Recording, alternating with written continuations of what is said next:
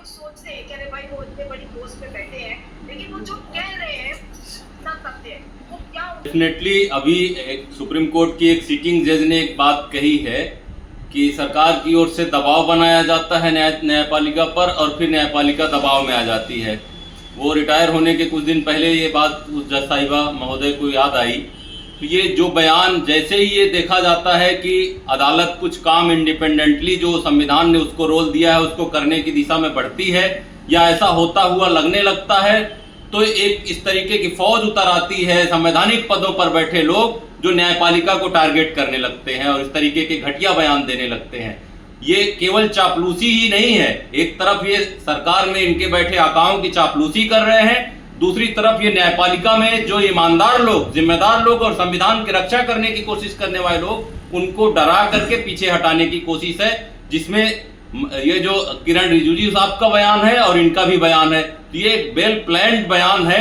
मैं कहना चाहता हूं कि उपराष्ट्रपति महोदय को राष्ट्रपति के पद की चिंता और उसकी गरिमा की चिंता है, लेकिन इस देश में जो डेमोक्रेसी का एक महत्वपूर्ण स्तंभ है न्यायपालिका, और न्यायपालिका के ऊपर जिम्मेदारी है संविधान को अपहोल्ड करने की, न्यायपालिका के ऊपर जिम्मेदारी है संविधान को लागू करवाने की। हमारा संविधान का मैकेनिज्म यह है कि एग्जीक्यूटिव संविधान को वायलेट कर सकती है, एग्जीक्यूटिव संविधान से परे जाकर नागरिकों के अधिकारों का उल्लंघन कर सकती है। इसीलिए संविधान में अनुच्छेद 226 और 32 में सुप्रीम कोर्ट को संविधान को अपहोल्ड करने के लिए सीधा राज्य के खिलाफ सीधा रिटेन निर्गत करने का पावर दिया गया है। तो सबसे जरूरी बात डेमोक्रेसी में है न्यायपालिका पे भरोसा, लेकिन न्यायपालिका के ऊपर सवाल उठा करके राष्ट्रपति के गरिमा की बात करने वाले लोग कौन लोग हैं ये? अगर देश की न्यायपालिका पर जनता का भरोसा नहीं रहेगा, संविधान पर भरोसा नहीं रहेगा, तो कौन सा लोकतंत्र बचने वाला है? दूसरी बात, लोकतंत्र में यहां पर संवैधानिक लोकतंत्र है, संविधान सर्वोच्च है और रूल ऑफ लॉ सर्वोच्च है, इसमें कोई व्यक्ति सर्वोच्च नहीं है। We the people of India सर्वोच्च है और उसको रिफ्लेक्ट करता है हमारा कॉन्स्टिट्यूशन। तो हर पद पर जो संवैधानिक पदों पर बैठे लोग हैं, उन सभी पदों पर पारदर्शिता और उसकी जरूरत है। केवल न्यायपालिका पर पारदर्शिता की बात ये कह रहे हैं, क्या राष्ट्रपति के ऑफिस पर और सरकार की ओर से जो फैसले लिए जाते हैं, ये बात सही हमारे पूर्ववर्ती वक्ता ने कहा कि जो निर्देश राष्ट्रपति को दिए जाते हैं, क्योंकि फॉर्मली राष्ट्रपति के साइन से ही सारे आदेश निर्गत होते हैं, लेकिन ये भी हमारे संसदीय लोकतंत्र की परंपरा और संवैधानिक मैकेनिज्म है कि राष्ट्रपति अपने से कोई डिसीजन नहीं लेते हैं, काउंसिल ऑफ मिनिस्टर्स की एडवाइस पर ही वो सलाह लेते हैं।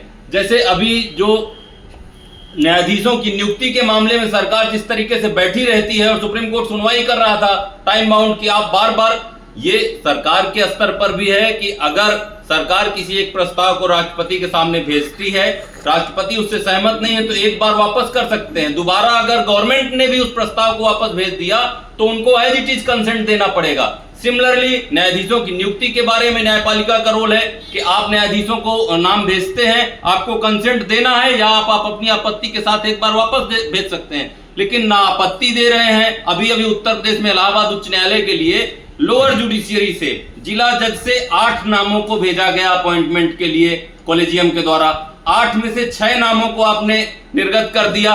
क्या पैमाना है आपका? एक मुस्लिम जज जो हाई कोर्ट में नियुक्त होने वाला था उसको रोकने के लिए आपने रोक दिया। अब आपकी पारदर्शिता कहां है जो गवर्नमेंट नहीं करे? सालों साल 2-2 बार 3 नाम रेफर करने के बाद आप अपॉइंटमेंट नहीं कर रहे हैं। तो जो पारदर्शिता के सवाल उठाने वाले लोग हैं वो अपने अंदर देखें गवर्नमेंट किस तरीके की पारदर्शिता कर रही। दूसरी बात, ये जो फैसला है, एक तो हमारे देश में फेडरल लोकतंत्र है, संघीय लोकतंत्र है, इसमें राज्यपाल के पद के माध्यम से आप राज्यों की चुनी हुई सरकार को काम करने से रोक देना चाहते हैं। ये कौन सा संविधान है? धनखड़ साहब जरूर संविधान की शपथ लेकर बैठते हैं, लेकिन इनका कंडक्ट देखिए, संविधान के वैल्यूज के प्रति इनका कोई सम्मान नहीं है। जिस तरीके की बातें ये पार्लियामेंट के संचालन में करते हैं, जिस तरीके के बयान देते हैं, ये कहीं से भी संवैधानिक मूल्यों के प्रति इनका कोई कमिटमेंट नहीं दिखता है।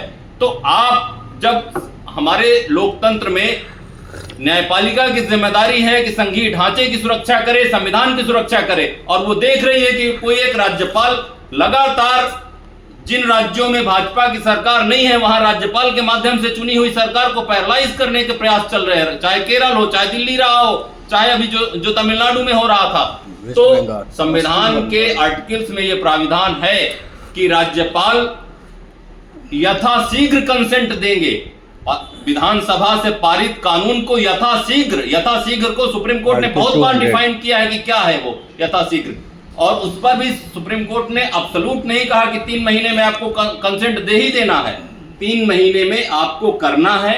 अगर आप नहीं कर रहे हैं तो रीजन शो करिए आपकी क्यों नहीं कर पा रहे हैं। तो ये तो रीजनेबल बात है, पारदर्शिता की बात सुप्रीम कोर्ट कह रहा है। इस पे भी मिर्ची लग रही है धनखड़ साहब को। जी मैम।